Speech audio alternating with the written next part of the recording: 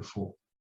And I had the good fortune of having invented a technique of photography in extremely low light conditions, which we can casually call darkness. So when I took these photographs back in 1991 and in 92, the Director General of the Archaeological Survey of India wrote me a letter to say that I had conquered the darkness of the Ajanta caves. The leading authorities on Ajanta in India, like Dr. Sadanand Gorakhshekhar, like Mr. Karl Khandalawala, around the world, the leading authorities, for instance, Dr. Stella Kramrisch, all of them from all over the world, everybody said that these photographs were revealing the details and colors of Ajanta as they had never seen them before. Immediately, museums and universities in India, such as the National Museum of India and the Archaeological Survey of India, as well as around the world, such as the British Museum in London, the Victoria and Albert Museum, the Metropolitan Museum of New York, the Smithsonian Institution in Washington, D.C., National Geographic, the Tokyo National University of Fine Arts and Music, etc., the leading universities and museums of the world immediately invited me to speak on the subject and to show these glorious Indian paintings of the 5th century of Ajanta. Now, you would be happy to know that there was a unanimous response to the Ajanta paintings from all the leading art historians, leading critics of art who were gathered in these capitals of culture of the world. And they said that these paintings are surely the finest art of humankind. At this point, I will request you to give me a moment as I start sharing the screen and go to the PowerPoint I have for you.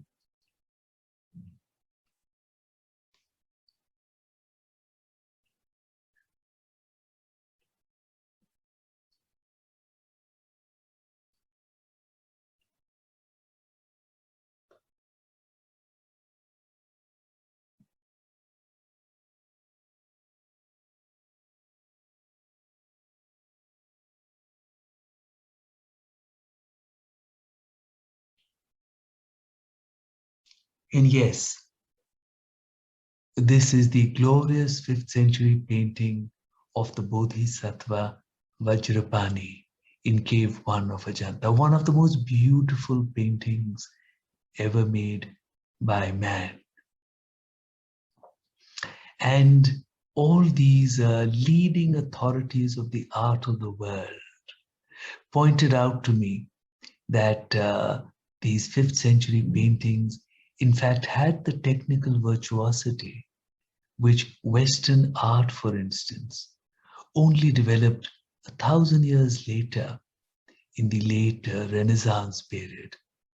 As a matter of fact, they pointed out qualities of art in these paintings which came in Western art even later, during the period of the Impressionists, during the period of the Expressionists, and even the qualities of art which are found only in the modern period in Western art.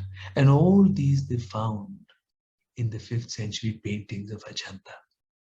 It was a marvelous experience for me to be moving around the world at these great museums and to be hearing such wonderful praise of ancient Indian paintings. And even more than technical virtuosity, what was found to be of great value in this beautiful art, what gave value to this art as so fundamentally important to humankind, was the vision of life which it contained. It was a vision full of compassion.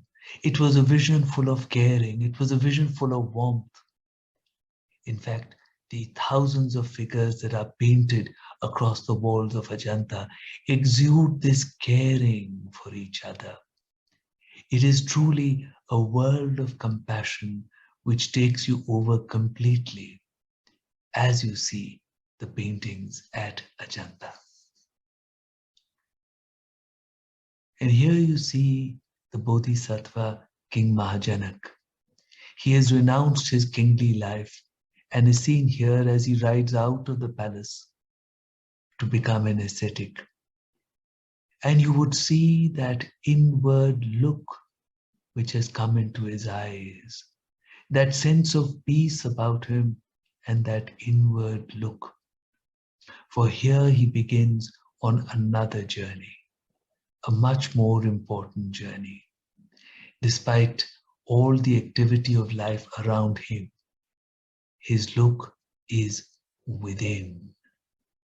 And it is this look within which is the hallmark of the great art of India. It is this which transports people. It is this which makes this art truly sublime. However, it was only when I photographed the end 10th century paintings of the grand Brihadishvara temple at Tanjavur that art experts, historians, leading historians of Indian art around the world said to me that we have to revise our understanding of the history of Indian painting. And when I said, why is that? They said that the paintings of Ajanta were known, but they were regarded as a flash in the pan because paintings before Ajanta in India were not known, and for paintings for 700 years after Ajanta in India were not known. However, these paintings, such as the one you are looking at now, these paintings which I was showing had the technical virtuosity of the Ajanta paintings. And obviously then there was a continuous tradition of painting in ancient India. Ladies and gentlemen, I had the good fortune thereafter to go on and photograph, document other 5th century paintings in India and paintings in India of the 6th, 7th, 8th, 9th, 10th, 11th, 12th and 13th century. All these clearly establish the fact of a continuous tradition of painting from ancient to medieval times in India. This that you see before you was taken in 2001. This is a painting termed Queen and Attendants of the Badami Caves in Karnataka of the 6th century. Actually, art historians who had visited the Badami Caves in the 1950s had noted many beautiful paintings which were in the Badami Caves. But by the time I reached there in 2001, there was very little that survived, and this was the most notable remnant.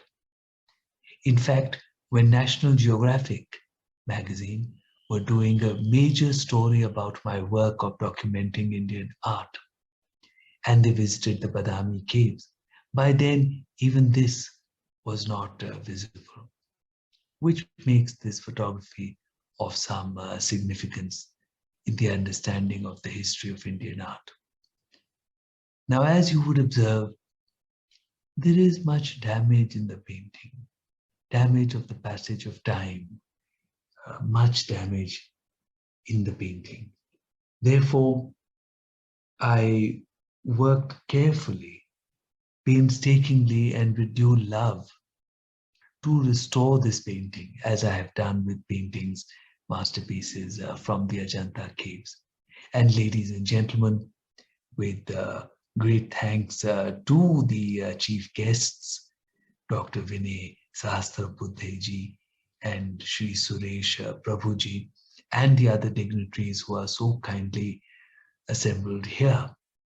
I take pleasure in showing you the final restored version of this, the earliest surviving painting of the Hindu tradition in India.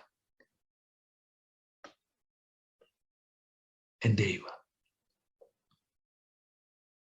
You would observe there is again that gentleness of expression, which is the hallmark of Indian art, of the best of Indian art.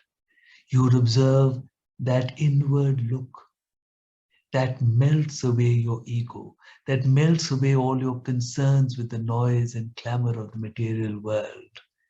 That inward look that takes you to a peaceful sanctuary, which is deep within yourself. It is this, ladies and gentlemen, which is the greatness of Indian art. And my many thanks to Sapio Analytics for bringing this before all of you and for today revealing this to the world. Mr. Ashwin Srivastav, I would request you to now please take over. Thank you so much. Thank you, Benoy sir. I think it is through your eyes, through your lens, that we are able to see the true significance, the true value of what ancient Indian art is, and how it can actually not just impact the mind, the hearts, but the soul. This particular painting that we saw right